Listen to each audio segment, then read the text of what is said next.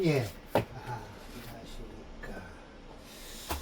자, 오늘은 적천수를 강의하는 날입니다. 제27장 출신장이에요. 예. 이걸 그냥 넘겼을 때가 몇 번 있었는데, 이제 이 출신장을 제가 원문 1에서 이제 원문 2로 자꾸만 날아가면서 생각을 해보니까, 이거 사주 별 볼 일 없는 사주예요. 뭐 대단한 사주가 아니거든요. 그런데 과거에 합격을 했다든지 잘 나갔다든지라고 한단 말이에요. 그것은 왜 그랬을까라고 하면 오늘도 제가 덧말을 붙여놨는데, 그것은 신분의 한계일 거예요. 예, 신분의 한계. 그리고 자격. 예, 자격이에요. 왜냐하면 외외 과제 매독년이라고 해서 이 과제 대궐들에서 시험을 보겠다, 과거를 보겠다. 물론 TV 드라마 같은 데 보면 많은 사람들이 그 과장에 앉아서 붓글 시르다가 이제 그 시험을 봤단 말이에요. 그런데 전국 사람들이 다 왔다고 하면, 물론 그때 당시 인구는 작았지만 그래도 전국에 있는 사람들이 다 올라왔다면, 물론 그렇긴 해요. 자격이 주어졌으니까요. 그 고을에서 향실이라는 게 있답니다. 향실을 봐서 합격이 되면 그 고을에서 원님 추천으로 해서 올라와서 이 과거를 보는 사람도 있었다는 거예요. 네. 그렇게 되면 일단 자격이 중요한 거 아니에요? 그 시골에서 어떤 집안 자제가, 예, 집안 자제예요. 집안 자제가 향시에 합격을 했다. 글재주가 좋았다. 라고 소문이 나면, 그래, 그러면 서울로 올라가서 과거 시험을 한번 보게 하자. 라고 하는 거예요. 그런 사람들의 사주를 보면 암암리에 원기가 암리전했다는 거예요. 이게 문제라는 거죠. 그냥 일반적인 사주, 또 그렇지 않으면 그냥 별 볼 일 없는 사주인데, 가만히 들여다보니까 원기가 암리전했다. 이게 이제 첫 번째로 나왔던 게, 월지에서 지장간에 있는 오행을 용신으로 썼다 라고 임철조 선생이 말씀하시죠.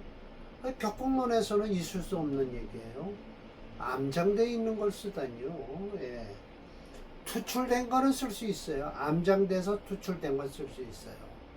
근데 적천수에선 암장되어 있는 건데 대운에서 올 때 그것이 투출해갖고 과거에 합격했다라고 한다는 말씀이에요. 그런 건 있을 수 없어요. 격공론에서는요. 원문 1번이 암리전한 거고요. 원문 2번은 뭐냐? 예, 청득진한 거예요. 깨끗한 것이, 깨끗한 것을 모두 한 개 얻었다는 거예요. 예, 청득진하면 때는 황방의 객이라는 거예요. 이거는 저 1번, 원문 1번은 1, 2, 3등을 다투는 사람들이고요. 얘네들은 황방의 객이란 이렇게 한꺼번에 쭉, 장원 누구요? 라고 하고, 2등은 누구요? 3등은 누구요? 라고 해서 하나씩 이렇게 펼쳤는데, 이제 황방의 객, 이만한 널따란 종이에, 노란 종이에 이름이 전부 써 있는 거예요. 20 몇 등 몇 등에서. 이런 것도, 이런 사람들도 가만히 보면 청한 것을 득진 얻었다는 거예요. 유일하게. 그러니까 요즘으로 얘기하면 우리가 일반 학생들 시험을 보는데, 얘가 합격을 하겠습니까? 라고 하면 그 나이 때, 그 나이 때 운이 딱 들어와서 천간으로 뜨든 지지로 있든, 이게 용신이다 라고 하면 그 용신 운에 딱 걸리면, 세운도 마찬가지고요. 올해 같은 경우는 병호라고 했으니까 병원년이죠. 내년에 또 정미고요. 그러니까 이쪽으로 써야죠. 어떤 명리 하시는 분 사주 원국은 오른쪽에서 왼쪽으로 접고, 대우는 또 없을 때는 왼쪽에서 오른쪽으로 쓰더라고요. 근데 그건 아니죠. 명호 정리. 이런 세운이 오면 화가 용시인 사람들한테는 이때 한번 붙을 가망성이 있어요. 학생들한테 좋게 얘기를 해주죠. 그 대신 대운이 조금만 받쳐주면 공부를 좀 못해도 욕심을 부려도 된다라고 얘기를 하고요. 이 화운이 안 좋은 학생들한테는 좀 낮춰서 가라라고. 실력은 괜찮은데 걔 실력은 분명히 엄마도 알고 그 걔의 담임 선생도 안단 말이에요. 그러면 좀 높은데 욕심을 부리려면 조금 낮춰라라고 권해주는 게 좋죠. 그래서 황방에 객이 된다라고 하는 거는 일반적으로 큰 이렇게 담벼락에다 붙이는 거예요. 이제 공동으로 올라간 사람이에요. 수존 탁기. 비록 탁기가 좀 있더라도 역시 중식. 이 중식은 시계 가운데 참석한다라고 하지만 오늘 중향방이라고 하면 뭐예요? 향방에 합격을 했다라고 해서 중자가 맞을 중자 이렇게 탁. 그래서 이렇게 해서 적중. 아이고.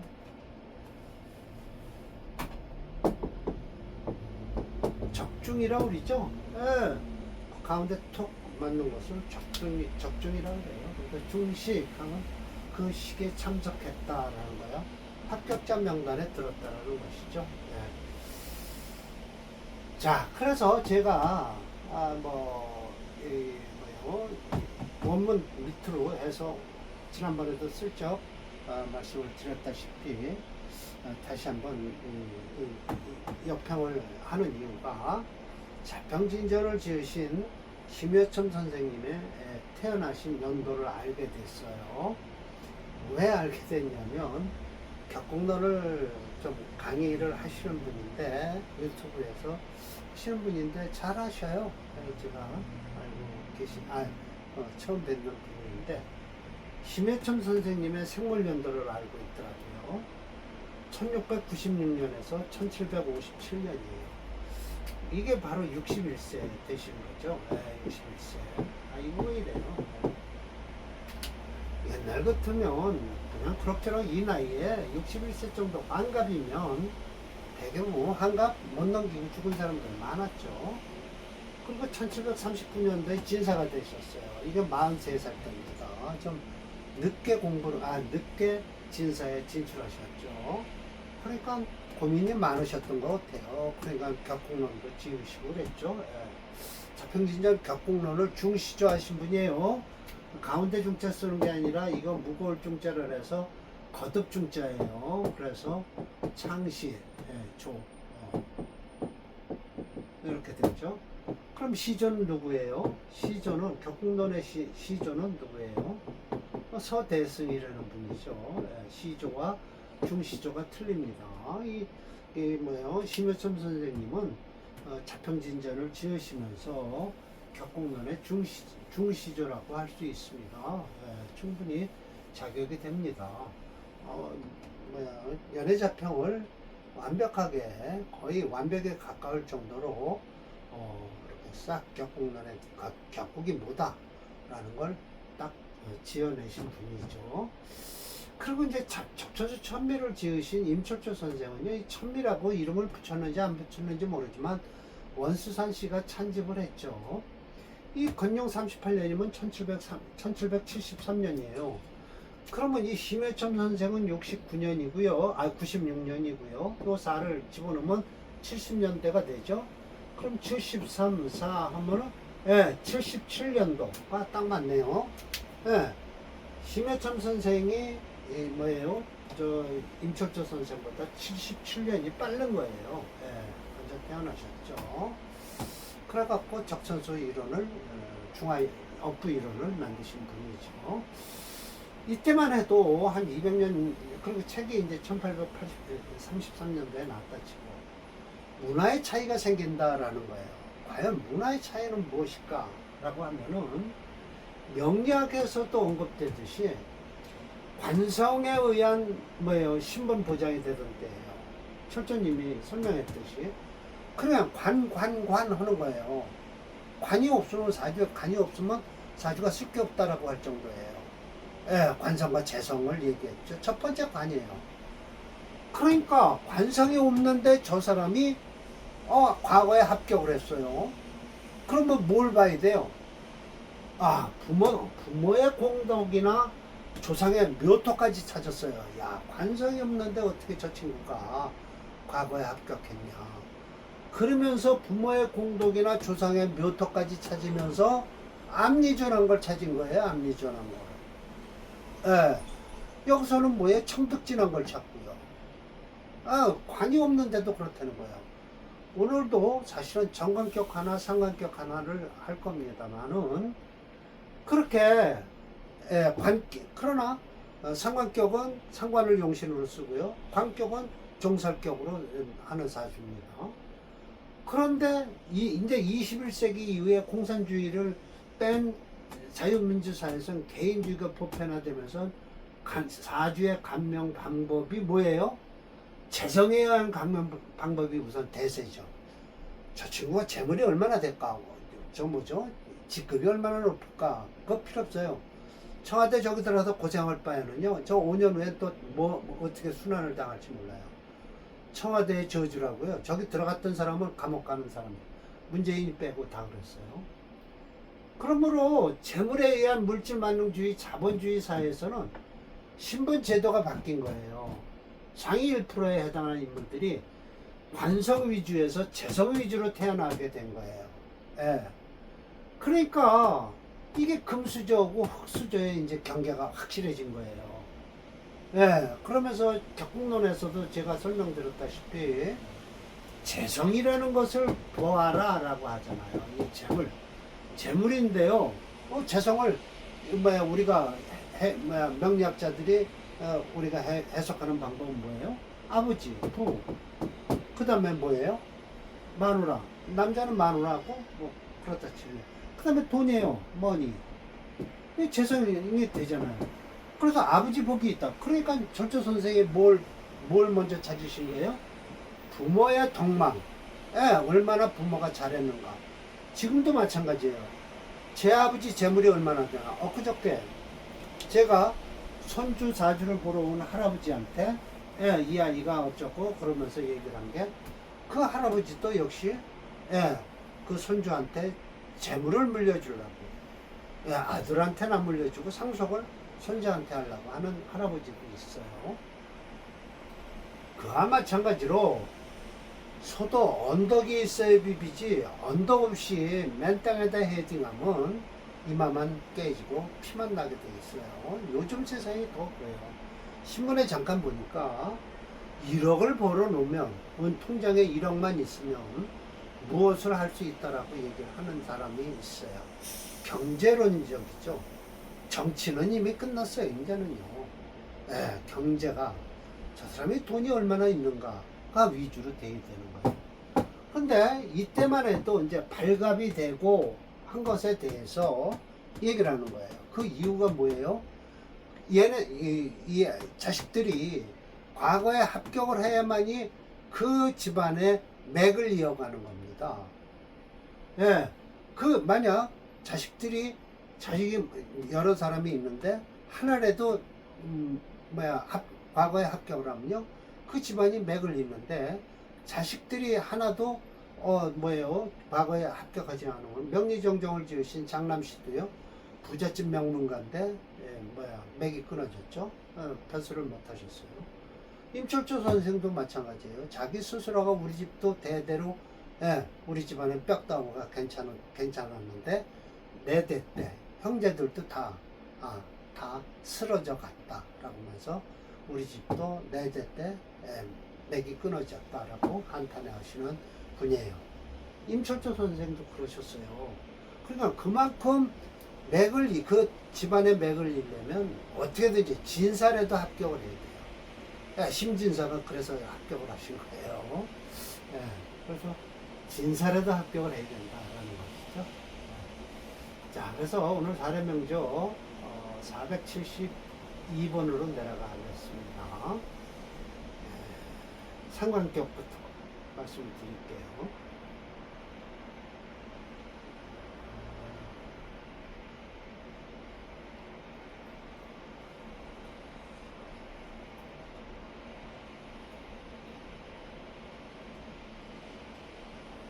요거예요. 예, 삼각격에 4월에 태어난 예, 을목일주죠. 이 목도 만만치 않아요. 예, 뿌리가 단단합니다. 근데 여기 지금 금의 세력을 이루고 있어요. 이 무토는 일로 넘어가려고 그러고요. 사화는 이쪽으로 가려고 그래요. 그런데 이 사화의 변심이에요. 신금이 이렇게 위에 있으면요, 이 사화의 속에 들은 이 경금이 은근히 금으로 변해요. 이건 업브론에서, 우리 업브론에서 아니죠. 업브론인 채용법으로 이걸 지수를 검증하면요, 금체가 돼요. 화목용조거든요. 근데 이 운이 이렇게 화운에 와서 이게 금운으로, 금체로 금운으로 가니까 이 사주가 지지해서 힘을 받아줘야 되는데 힘을 못 받으니까 이 사주가 세운만 말씀하신단 말이에요. 대운이 확 좋아야 되는데, 예, 이게 상관격에 상관을 써야 될 사주예요. 왜? 이 금이 많아서. 예, 그러니까 이 뭐예요? 을목일주니까 편관, 칠살과 정관 혼잡이 됐죠. 관살 혼잡이 된 거예요. 그러니까 이런 때는 상관을 써서 나가서 대적을 하라고 해야 돼요. 안 되면 비견이라도 나가야 되고요. 예. 그러니까 금체 화목용조거든요. 이렇게 운을 잡아놓고 나는데 운이 이 금운으로 흘러오는 거예요. 예. 그러니까 철조 선생이 뭘 말씀하시냐? 운 설명은 안 하고, 예, 동방, 힘이 있었다. 이렇게 힘이 좋은데 무슨 또 동방이에요? 화운이 와야 좋은 사주예요. 이 사주는요. 왜? 이 금을 옵저버려야 되니까요. 보세요. 철조 선생이 이렇게 설명하십니다. 을목생후 4월이에요. 상관당령했죠? 뭐 아주 제대로 격국론 말씀하시죠? 충분히 조기, 재관복살, 관을 제하고 살을 제복시킨다. 엎드린다. 이 제복, 이렇게 하면 되죠. 이 제복시킨다. 관과 살을 제복시키는 거예요. 저 상관으로서. 용신을 뭘 쓰는 거예요? 이 상관을 쓰겠다는 거예요. 상관을. 격국론에선 있을 수 없는 얘기죠. 상관을 어떻게 용신을 해? 있습니다. 상관용 상관 있어요. 격국론에 제가 강의한 것 같아요. 상관에서 상관격에서 상관 씁니다. 일단 그래요. 충분히 왜 그러냐면 자하, 녹지, 부신 이렇게 을묘가 있어서 충분히 자식을 나가서 이 깡패 같은 남편을 이기라고, 싸워보라고 할 거예요. 이 자식이 깡패 같은 남편, 덤벼드는 거예요. 같이 싸우게 하는 거예요. 자식을 내보내는 거죠. 자, 올리겠습니다. 인시, 저 인시 옆에 있죠. 등락에 갚했다. 야, 좋은 소리 다 하십니다. 간목은 투출도 안 했는데요. 여기다 하나 쓸까요? 쓰고 할게요. 이거 뭐 이렇게 돼서. 자, 472번입니다. 경술, 신사, 을묘, 부인. 등락계갑은 어떻게 등락계갑을 해요? 간목이 올라와야 등락계갑을 하죠. 여튼 철조 선생이 허풍을 잘 치셔요. 인시후 등락계갑이다 라고 해요. 이 을목이 등락계갑을 했다는 거예요. 이거 보세요. 대운 설명도 안 하고 지경진년, 이 진년에 지류동방이다. 도대체 언제라는 건 얘기도 안 하고 진토 때문에 이 보세요. 세운은 천간을 우선한다고 얘기를 했는데 철조 선생은 무조건 지지를 우선하고 계세요. 세운이 됐든 지류동방이나 중향방까지 됐다네요. 시골에서 향시를 봐서 된 거예요. 그러나 불발각, 서울로 올라와서 과거 시험에서 떨어졌어요. 원인은 뭐냐면 사주에서 무인 맞습니다. 이거 목화상관 희인 인수를 반긴다라고 한 것. 여름에 태어났으면 나무는 물을 반기죠. 4월이라고 그랬죠. 5월부터 반기겠죠. 인성이 없는 원인 때문이다. 술토는 설화생금지고 이 술토가 화를 설해서 금을 생하고 있다. 이게 한 그룹이 돼버렸어요. 동포쌍생 이게 또 쌍둥이 사주네요. 그 동생은 묘시에 태어났대요. 2시간 후에. 수역 등록. 녹을 깔고 있잖아요. 묘시니까. 묘. 더 가까웠네요. 그럼 이거는 목체 금토형이 될 수도 있겠는데요. 아유. 그러나 불급, 인중 간목유령. 예, 인중에 있는 간목만 못하다라고 하면서 그러나 라고 했죠. 장지림이 암장되어 있는 게 아름답다.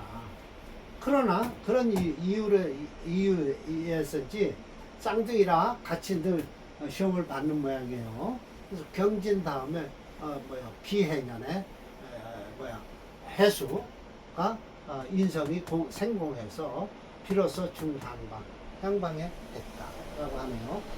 형이 먼저 되고 동생이 나중에 된 사주입니다. 이건 믿을만한 건지 모르겠어요. 사주는 목화상관격이에요. 조울운으로 태어난 간목일주예요. 아이 인성이 수호행인데 을목일주죠. 간목이 아니에요. 이따 바꾸겠습니다. 수호행은 부재불량하죠. 이것도 한문을 바꿔야 될 거고요. 급수가 떨어져요. 조론적으로도 급수가 떨어지고요. 격국론으로도 흉격이므로 우선 제압하는 상관 폐인을 해야 되거든요. 그러니까 이것도 또 격국론으로도 수가 필요해요. 그러니까 또 떨어져요. 급수가 2번 떨어졌어요. 대응 역시 지지로 남서 화금운으로 흘러서 수목으로 흘러야 되는데 화금으로 흐르니 청가로로 임계갑을 대운으로 절각대운으로 흐르니까 별 볼 일 없는 사주가 됐죠. 이거 진짜 양반 집안이라 억지로 된 사주겠죠. 이거 제가 목화상관격에 대해서 이렇게 쭉 설명을 했습니다. 이 페라평장 사주가요 참 좋은 사주입니다. 이거 하나 배워드릴까요? 페라평장 격국론에서 심해철 선생이 써놓으신 건데요. 한번 봅시다. 페라평장 사주를 배워드릴까요? 472번을 먼저 배워드리고 하겠습니다.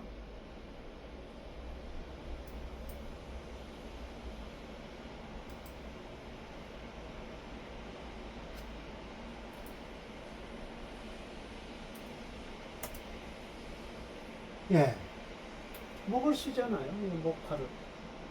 이거 해대운, 여기까지 벌써 왔네. 나이가 몇이에요? 57세. 이유는 별볼 일 없죠. 저 목과 싸우느라고요. 아마 요대운까지 괜찮았을 거예요. 그러나 청가루로 갑을 병정도 괜찮겠죠. 청가루 5년씩은 괜찮았을 겁니다. 성관격의 페라평장 사주를 배드릴까요? 격국론에서. 상관격도 유명한 사람 많습니다.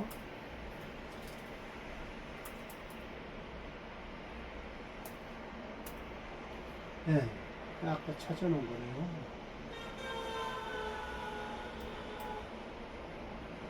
거네요.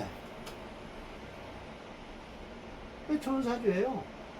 화채죠. 수금용조니까 금수를 이렇게 여기까지 좋은 사주예요. 이 사주가 참 좋은 사주입니다. 올해 35살. 이 정도는 돼. 심해청 선생 이러면 눈에 들고 그러지. 어떻게, 철천 선생은 양반집 자식이라고 갖다 놓긴 했지만, 별 볼 일 없는 사주 갖다 놓으신 거예요. 자, 이 사주도 또 정관격이에요. 상관격, 정관격, 난리가 났네요. 개해을묘, 갑오갑인에서 목체예요. 이 정관격이라고 좋겠어요? 관사론적 됐잖아요. 그러니까 이건 어떻게 해야 돼요? 둘 중에 하나는 제해야 된다. 제해야 된다. 제할 게 없네요. 청가루로 지금 이건 관이고요. 이건 살인데 관사론적 됐어요. 물론 지지르다 인호 화국을 해서 좀 어떻게 목을 기운을 뺄지 모르지만 더군다나 이건 재성이 정제가 또 정관을 살려주고 있죠. 그래서 목체 금토형제에서 쓸 게 없어요. 그러면 결국은 이 사주는 못 가요. 종격으로 흐를 수가 있습니다. 금토가 없으니까 뭘 쓴다? 목을 중심으로 해서요. 수목, 화를 쓰는 사주입니다. 이렇게 쓰든지 이렇게 쓰든지 해야 돼요. 대운이 해자축운으로 보니까 이렇게 쓰는 게 낫겠죠. 화음을 빼고요. 수목으로 흘러야 됩니다. 네, 이렇게 여기까지죠. 네. 그분이 되면 이 사주 난리가 날 겁니다. 또 앞에 사주보다는 관사론잡이 되더라도 정관격의 관사론잡이 되더라도 이 사주가 훨씬 낫습니다. 자, 올리고 제가 쓰고 설명을 드릴까요? 네.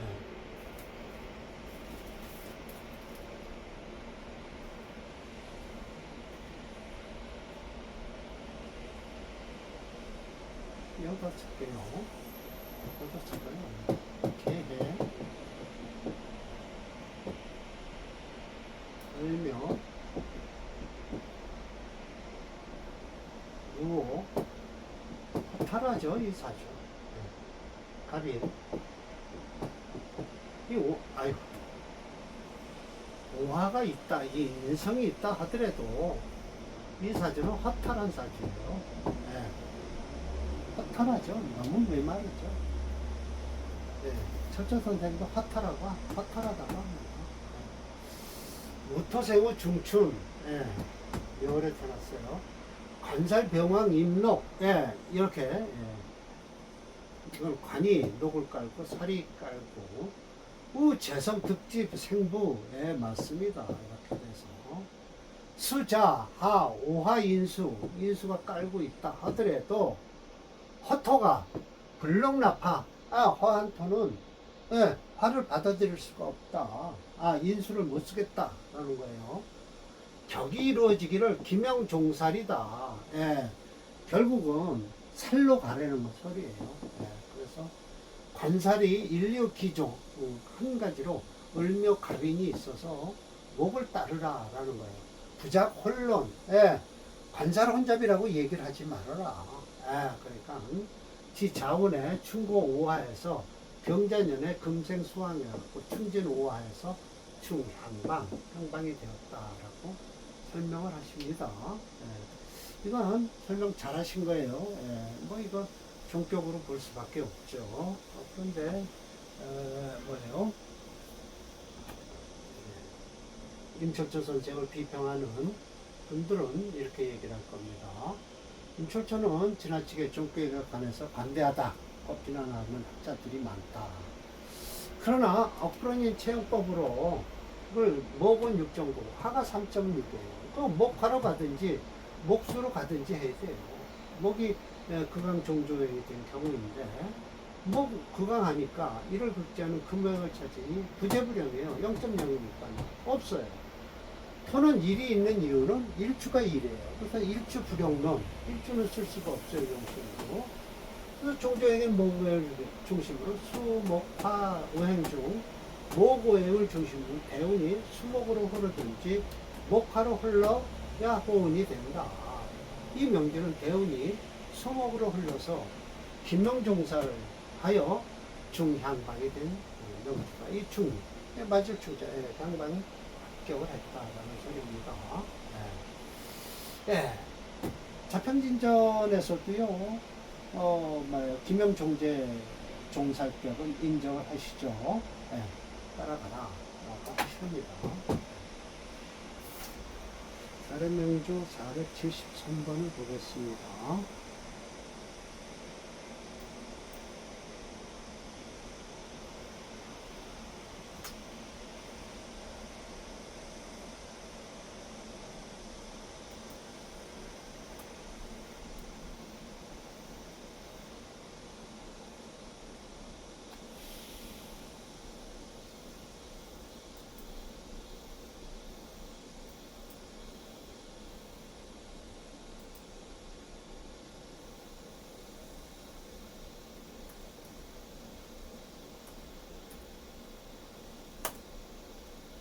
네.